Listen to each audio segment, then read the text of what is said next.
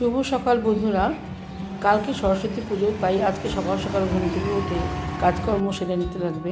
চাটা করে তাড়াতাড়ি খেতে নিয়ে এবার ঘরের কাজ শুরু করে দেবো। তাড়াতাড়ি ঘরের কাজ করে নিয়ে এরপরে আমরা বাজার করতে যাব। জানলা দরজা খুলে দিলাম, এরপর ঘর ঝাড় মোছা করে নেব। ঠাকুরটা আনার পরে একটা জায়গায় রাখতে লাগবে যেখানে ধোয়া মোছা থাকবে, তাই জন্য এই ঘরটাকেই আমরা এবার পুজো করবো বলে ঠিক করলাম। রূপ বললো তোমাকে বাজার যেতে হবে না, আমি আর দাদাভাই মিলেই পুজোর বাজারটা করে নিয়ে আসব। বাজারে গিয়ে দেখে এত ঠাকুর যে কোনটা নেব বুঝতেই পারছে না। নানান ধরনের ঠাকুর সাজানো আছে, ছোট বড় যে যেমন নেবে।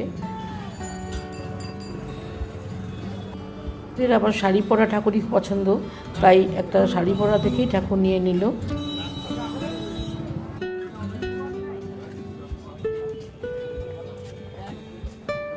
ঠাকুরটা রেখে দিয়ে এরপরে ওরা চলে গেল ফলের বাজারে। ফলেরও প্রচণ্ড দাম, তাও সব রকম ফলই নিয়ে নিল। কমলা, আপেল, কলা, পেয়ারা, সব রকমের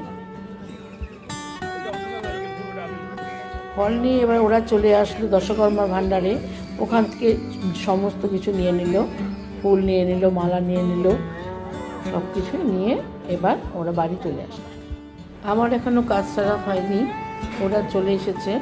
এবার ওরা যাবে ওর মানির বাড়ি, ওখান থেকে ঠাকুরের বাসনপত্র নিয়ে আসবে, কারণ আমি অত পুজো করি না বলে আমার সেরকমভাবে বাসন নেই।